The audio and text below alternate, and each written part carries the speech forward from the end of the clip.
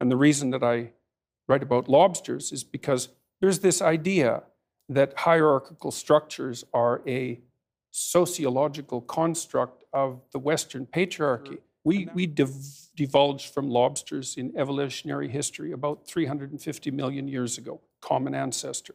And lobsters exist in hierarchies, and they have a nervous system attuned to the hierarchy. And that nervous system runs on serotonin, just like our nervous systems do. And the nervous system of the lobster and of the human being is so similar that antidepressants work on lobsters. And it's part of my attempt to demonstrate that the idea of hierarchy has absolutely nothing to do with sociocultural construction, which it doesn't. Espera un momentito, Jordanito. De todos los ejemplos que pudieran encontrarse para la defensa de la existencia de las jerarquías, comparas a una especie descerebrada con el plástico cerebro humano en función de su relación con el Prozac y la serotonina. Mira, lo de darle Prozac a las langostas ya me parece medio raro, pero que intentes colar esto como un argumento científico me parece un poco gilipollesco. Jordan Peterson, White Machiru, anata wa robusta pizziru desu ka, no vegano desu. Anna ga robusta oppirimu desu ka? Konoshita ikiru Peterson, bebe no nagara machine kai no monoshita desu. Let me just get this straight. You're saying that we should organize our societies along the lines of the lobsters. Espera, Momoka, que esto no va de langostas. Es un recurso simbólico, ¿entiendes? Kore, white heterosexual otoko no me wa robusta desu. Gono na puriviria jacuzzi desu. Jordan Peterson no robusta jacuzzi desu. Pero no funciona así. Queremos contradecir a la derecha. Debemos enfrentarnos a sus argumentos, no reducirlos a caricaturas y estereotipos. Anata wa white desu. Anata wa otoko desu. Marikuro, konoshima onomae desu. Watashi wa nomoru yodoko yodota. Watashi victim desu. Ikiru no nome wa Watashi wa social justice Momoka. Heartbreak, boy, you know you're gonna fail, never fail. But if you can hear me complaining, I'm neither dead or in jail. Hola, opresoritos y oprimiditos. Willkommen, bienvenido, welcome a mi segunda parte sobre los problemas de la izquierda contemporánea y algunas ideas de cómo podemos refinar y mejorar el discurso para aprender a ser un poquito más convincentes. Para comprender mejor todo lo que digo es imprescindible ver la primera parte de este vídeo, pero también mis vídeos ¿Qué es la posmodernidad? Y meditaciones en una emergencia. Antes de empezar quisiera aclarar una cosa. Lo que voy a decir aquí se puede contradecir con cosas que he dicho en el pasado y con cosas que diré en el futuro. El pensamiento evoluciona, las opiniones cambian, y si uno es crítico consigo mismo y sus creencias, lo natural es que vaya evolucionando. No conviene confundir la coherencia con el inmovilismo intelectual. A los 20 años yo era un idealista anarquista que creía que, de alguna forma, la emancipación de la humanidad sería posible con la gradual abolición del poder y la jerarquía. Ahora no soy tan optimista, y aunque el anarquismo me parece una buena base ética para guiarse como ser moral, es absolutamente idealista como objetivo político. Mi querido Miguel de Unamuno se definía a sí mismo como un anarquista de espíritu, y aunque esta definición me parece del todo pedante y vaga, os tendrá que valer si me queréis poner una etiqueta política. ¿Qué tal el anarquista de espíritu? Suena como la mierda. Pero es una posición intelectual que permite más espíritu crítico que otras formas bajo las que suele asomar rápido el totalitarismo y el dogma, que son mis peores enemigos. No, el pensamiento no puede tomar asiento. El pensamiento es estar siempre de paso. Dicho esto, entremos en materia. En el anterior vídeo hice un breve análisis de las ideas principales de Michel Foucault, según las cuales el poder no es un ente binario entre oprimidos y opresores, sino una red compleja de relaciones identitarias. Foucault en realidad estaba reflejando el espíritu revolucionario de los años 60. En su caso, la principal cuestión giraba en torno a la sexualidad y la enfermedad mental, pues como homosexual con tendencias sadomasoquistas, el bueno de Foucault tuvo que tragar mucha mierda. Además del ya 1000 veces mencionado mayo del 68, los años 60 vieron alzarse diversas reivindicaciones identitarias, como la lucha por los derechos civiles de los afroamericanos, las protestas de Stonewall o el feminismo de la segunda ola. Las políticas identitarias se han transformado mucho desde entonces, pero creo que todavía hay reivindicaciones necesarias en el siglo XXI que solo se pueden alumbrar desde el punto de vista de la política identitaria. Por eso quiero aclarar que, aunque voy a ser crítico con las formas que se han tomado, creo que el fondo de estas protestas suele tener una base y son necesarias para la evolución de la sociedad. El feminismo, el antirracismo o el movimiento LGBT, con todos sus defectos, siguen siendo necesarios hoy en día, pero creo que han tomado unas técnicas retóricas que más que convencer a la mayoría de la población, acaban por alienarla con una forma diluida y mal entendida de Foucaultismo que echa un terrible tufo a imposición ideológica y falta de rigor, representada en su estado más bajo por una forma de militancia oligofrénica basada en eslóganes que está todo el día echando bilis por las redes sociales. Creo que una crítica bien fundamentada de los peores pecados retóricos y filosóficos de la izquierda contemporánea sirve para fortalecer el movimiento, no para debilitarlo. Bueno, matizo, debilita las posiciones más dogmáticas, que creo que son las que en el fondo nos están llevando a la irrelevancia o, por lo menos, despiertan mucha antipatía entre los neutrales. Y para ser claro, mi apuesta es por la libertad individual y antes me daría la mano con un neoliberal como Jordan Peterson que con un maoísta o estalinista radical que busca la justicia mediante el ejercicio desmedido del poder y la opresión. Porque además las formas totalitarias de la izquierda se ejercieron en diversos casos en el siglo XX con desastrosos resultados y las utopías que prometieron en que se convirtieron en oligarquías tan corruptas como aquellas que querían derribar.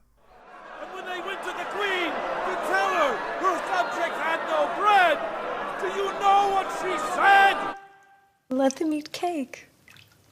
That's such nonsense. I would never say that. Revisa tu privilegio es una de esas frases que se disparan como el peor de los eslóganes de la izquierda posmoderna. La base de la idea no es necesariamente mala.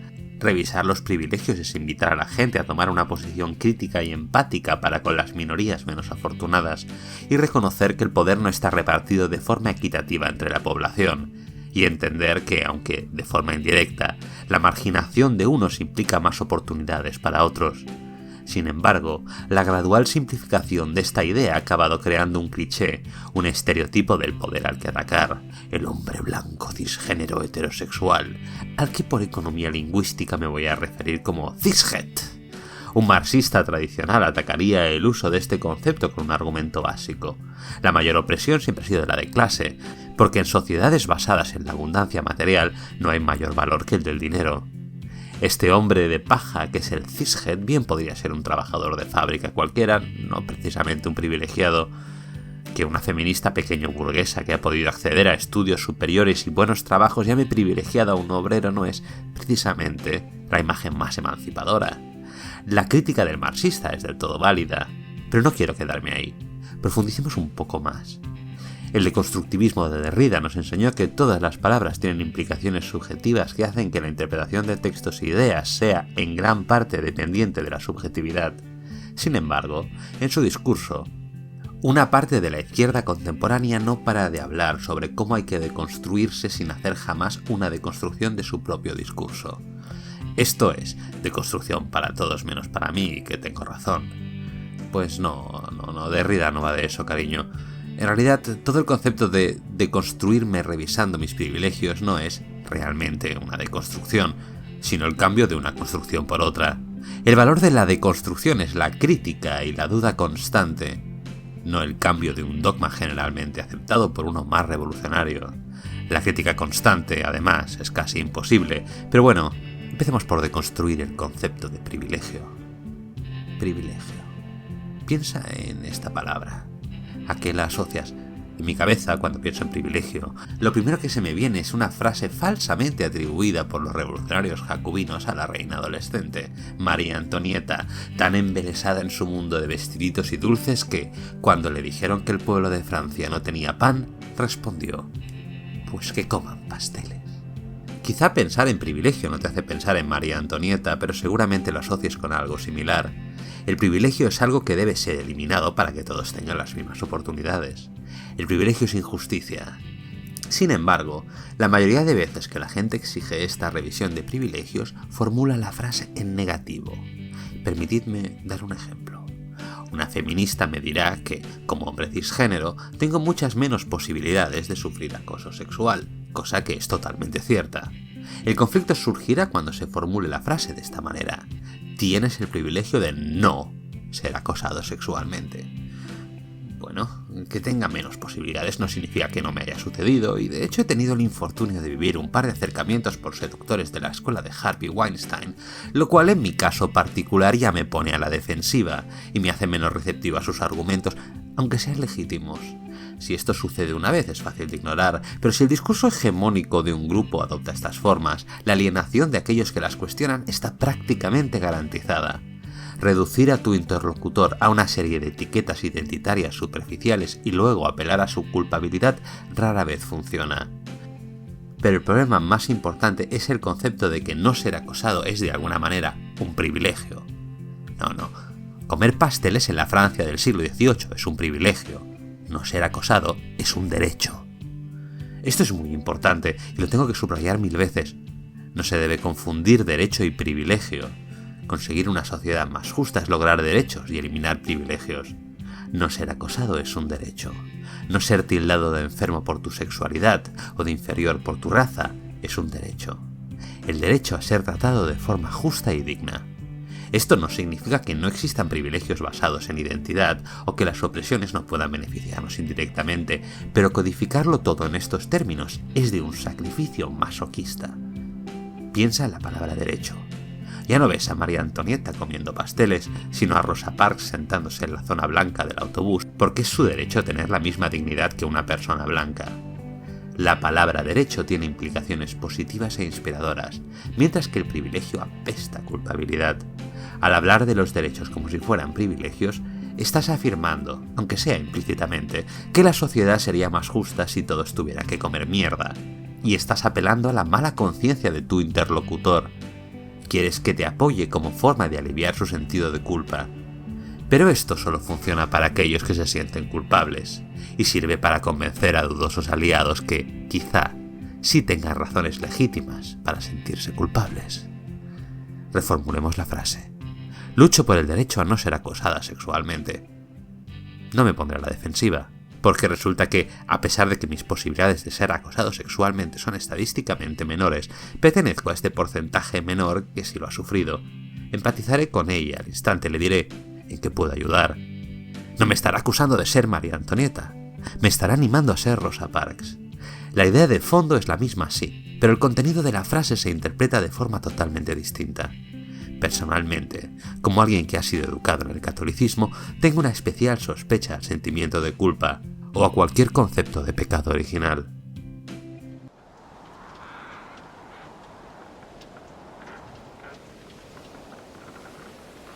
Miuro Opurizon desu, Mieru. Mikimashi Instagram follower desu nan. Boku no Mishika no Shito. Estás crucificada y ya lo veo. Te he visto cargar toda la cruz por el monte Calvario. Okuru no korusu no komishina. Shimekago no shita, moro no mamashita, gongo no ga special desu. Watashi wa tu operation masiviru kaguru no yoshida desu. Víctima no nomoro na kono kawa desu. ¿Y no te has replanteado de construir la cruz? Consideremos ahora el concepto de opresión en su forma más básica. Si existe una opresión es porque hay un opresor y un oprimido, un victimario y una víctima. Lo más probable es que la mayoría de nosotros hayamos sido, en algún momento, víctimas de algún género de opresión, sutil o explícita. El estatus de víctima nunca es deseable. Repito, ser una víctima no mola. No es trending, no es cool, no es una medallita, no es un recurso retórico. La víctima puede inspirar respeto, sí, pero sobre todo inspira compasión. En nuestra sociedad occidental, cuya moral está fundamentalmente basada en el cristianismo, existe un cierto valor añadido al estatus de víctima, pues Jesucristo, el Salvador de la humanidad, es típicamente representado en su estado más victimizado, el de la crucifixión, el sacrificio redentor de los pecados de la humanidad. Esto a Nietzsche le sacaba de sus casillas. Su opinión es que el cristianismo había sacralizado el dolor, la debilidad y como tal había creado una moral basada en el resentimiento, la moral del esclavo. Para el filósofo, cuyo pensamiento se fundamenta en un vitalismo movido por la voluntad, la pasión y el arrojo, la cristiandad creaba a gente floja que se regodeaba en su sentimiento de victimización, incapaces de liberarse del yugo y alcanzar su potencialidad. Hay bastante de elitismo en esta filosofía, pero creo que Nietzsche es bastante certero, aunque en su forma de expresarlo apeste a menudo antisemitismo mierdoso. Personalmente tengo bastantes problemas con los conceptos de la moral del esclavo y del señor, y él mismo tuvo que revisionarlo varias veces en su obra, pero no hay duda de que existe en este ardor del espíritu algo que resulta seductor. Los militantes de izquierda, por desgracia, tienden a adolecer de las peores formas de la moral del esclavo, subrayando el dolor y el sacrificio por encima de la superación. En su búsqueda por convencer a través de la compasión, presentarán crucifixiones, a menudo reclamando el estatus de víctima por minucias. Esto termina por crear a gente hipersensible y fácil de ofender, y de ahí el estereotipo del millennial llorón incapaz de sobreponerse al más mínimo problema sin montar en torno a sí mismo un drama. Creo que todos, independientemente de nuestra ideología, hemos practicado alguna vez el noble arte de la autocompasión a través del estado de la víctima, y creo que incluso existe un extraño estado de perversión masoquista en ese regodearse en el pobrecito de mí. Y aunque a menudo habrá razones muy legítimas para la indignación, estar permanentemente activado en un estado de sensibilidad suma atufa a narcisismo infantilista, a niñito caprichoso centrado en su ombligo, haciéndose el indefenso. ¿Te quieres callar? ¡Ah, ya está! La violencia inherente al sistema. ¡Cállate! ¡Venid a ver la violencia inherente al sistema! ¡Socorro, socorro! ¡Me están reprimiendo! ¡Maldito patán! ¡Cielos, qué violencia! ¿Habéis oído? Preguntaos en qué momento hacer gala de la debilidad resulta inspirador para cambiar el mundo. Yo sé que a mí no me inspira una mierda. No. La víctima no me inspira respeto, pero sí el superviviente. Sí el que se hace más fuerte y más capaz. El que convierte la rabia de la indefensión en energía para levantarse. La mente del niño tiene la tendencia a grandes idealismos y terribles pataletas, porque se cree el centro del mundo. La mente del adulto es realista y mucho más resistente, aunque tenga que reconocer que su ego no es más que otro del enjambre. Amigos, va siendo hora de hacerse mayores.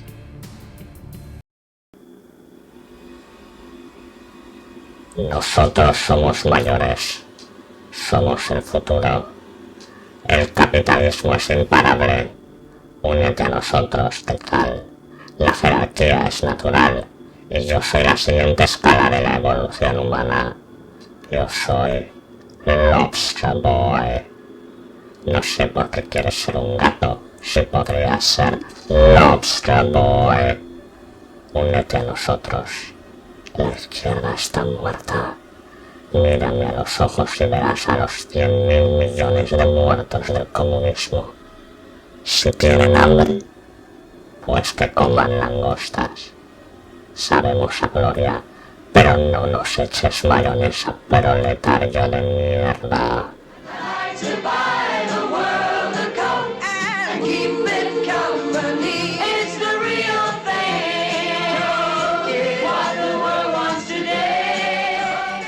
Christopher Lasch fue un filósofo americano que participó en las luchas de los años 60 y vio la desintegración del movimiento durante los 70, con una oscura conclusión. La izquierda parecía haber perdido su sentido original, la búsqueda de la igualdad económica, y había transmutado en el narcisismo. En 1979 publicó Cultura del narcisismo, en que denunció que el progresismo había olvidado su pasado reivindicativo de los 60 para moldarse a un discurso construido en torno al yo y el momento, muy lejos del sentido colectivo o la perspectiva de una continuidad histórica. Este problema es aún peor en nuestros tiempos de redes sociales. El brillante documentalista de la BBC y uno de mis ídolos intelectuales, Adam Curtis, dijo en una entrevista: La gente sufre por estar atrapada dentro de sí misma. En el mundo del individualismo, todos estamos atrapados en nuestros propios sentimientos, nuestras imaginaciones. Mi trabajo como documentalista político es llevar a la gente más allá de los límites de su propio ser. Vivimos en un universo narcisista. Con las redes sociales abiertas al mundo, nunca ha importado más la forma y fuerza de nuestra máscara, de esa pequeña parte de nosotros que hemos aprendido a actuar para que el mundo vea, pero que está muy lejos de nuestra vida secreta. Todos manipulamos nuestra forma de ser para presentarla al mundo. Yo miento, tú mientes. Siempre ha sido así, pero ahora, como langostas serotoninizadas, nos encontramos validados por la cámara de eco de nuestros seguidos y seguidores. La realidad está muy lejos de esta burbuja, y esto es algo que nos recuerdan con crueldad los partidos de derecha que ganan en todo el mundo occidental, desde Europa hasta América Latina. El narcisismo que denunció Christopher Lasch en los 80 no ha hecho más que crecer a través de la tecnología, creando una generación tan enamorada de sí misma que utiliza sus identidades raciales, políticas o sexuales para asirse a sus 15 minutos de likes y después sentirse realizados mientras la historia se derrumba. Todos hemos sido culpables de esto, yo incluido. Casi no conozco a nadie de mi generación o más joven que milite honestamente, y este cinismo narcisista va a terminar consumiendo un discurso que pretendía unificar internacionalmente a la humanidad y no dividirla en compartimentos estancos en que unos acusan a otros de querer apropiarse de unas causas que, en realidad, queremos que sean comunes para todos. Igualdad de oportunidades, derechos para todos, privilegios para nadie. Eso es lo que importa al final. Queridos moralistas, vuestros egos virtuosos y vuestras pataletas eléctricas no sirven para una puta mierda. Las redes sociales son como un baile de máscaras y cuando éstas se caigan, descubriremos que no sois santos, sino humanos de mierda como nosotros, de los que cagan y mean y si hay suerte, follan. Vuestras torres de marfil son un constructo de eslóganes y máximas morales, detrás de las cuales hay un ego hinchado que enmascara el resentimiento de la moral del esclavo. No estáis a la altura. No estamos a la altura. No estoy a la altura. Y esto, hermanas y hermanos, no nos dejará dormir en paz en el futuro. El juego es duro, la apuesta es alta y cada ficha importa.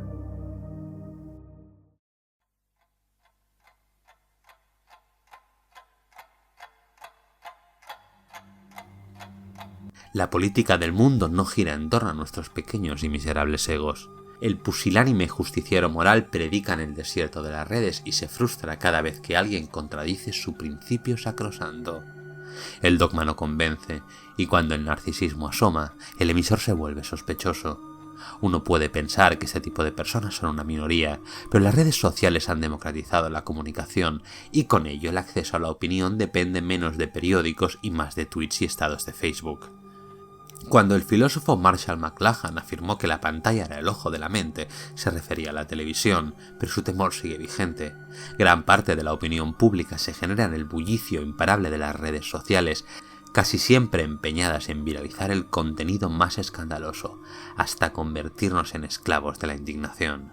Nuestros cerebros, tan distintos de las putas langostas, son plásticas y varían según el entorno, y el entorno actual es una guerra cultural donde lo que se proclama en las redes aparece escrito en las pancartas de las manifestaciones. Y yo no soy capaz de ofrecer solución alguna al complejo dilema de la comunicación y la acción política, pero creo que es necesario tomar perspectiva lejana a nuestro ego, como quien lee un libro de historia, y considerar lo que hay en juego ahora mismo. Estamos en el mejor estado de producción material que hemos conocido. El hambre en el planeta desciende, y el acceso a la tecnología se expande también por el tercer mundo. Hay abundancia material y, sin embargo, los gobiernos de Occidente recortan cada vez más en servicios públicos con el pretexto de pagar deudas imposibles, mientras por todas partes inversores privados intentan hacerse con la sanidad, la educación y las pensiones. Incluso el más tibio de los socialdemócratas debería pintarse la cara de William Wallace y clamar libertad. La izquierda contemporánea no se enfrenta solamente al fascismo, sino también al movimiento neoliberal que pretende vampirizarnos mientras pagamos sus desfases con nuestros impuestos.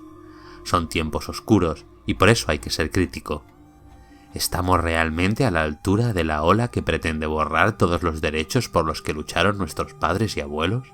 Somos los millennials, como dicen, una generación constantemente ofendida y frágil, incapaz de mirar más allá de nuestro pequeño ombligo de mierda. ¿De qué nos sirven, pregunto, todas esas narrativas cristianas del pecado original, el sacrificio y la redención? ¿Para qué esta constante retroalimentación de indignación y dolor si no lo logramos convertir en energía que nos impulse hacia arriba? Tenemos apenas lo que tenemos. Un minúsculo territorio de historia que nos pertenece y un breve momento para vivirla. Y estamos donde estamos. Es mejor decirlo y saberlo. Y nos proclamamos herederos de un tiempo de dudas y renuncias en que el ruido ahoga las palabras. Que se escuche, pues, la voz de todos solemne y clara. Gritemos quiénes somos y que todos lo oigan. Y al acabar, que cada cual se vista como más le guste y salgamos a la calle, porque todo está aún por hacer y todo es posible.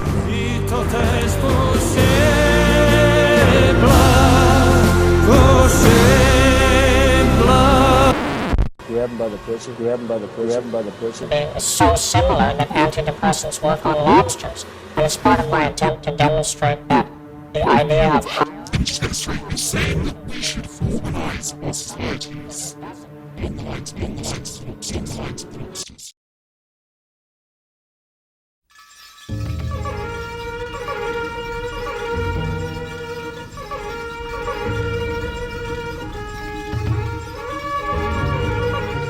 I a l'acabar que cadascú es vesteixi com bonament li plagui. I via fora que tot està per fer i tot és possible, possible. Quetzalú, baka, no moji de utau kurunomashi desu ka? Y empatiru tarana meuna. Tu dolor, mi dolor. Estuvimos tan ocupados peleándonos entre nosotros que nos arrasaron. Divide y vencerás, dicen. Nos dividimos solos. Claro que vencieron. Mira ese pobre cojo. No va a sobrevivir. Kojiru ienana wa specialu mobilitu non kana desu. Es un puto cojo y va a morir. Kore wa kapacitisamu. Mi polla es capacitista. Mikurumashizumu. Ay, qué desencanto. Si me borrara el viento, lo que yo canto.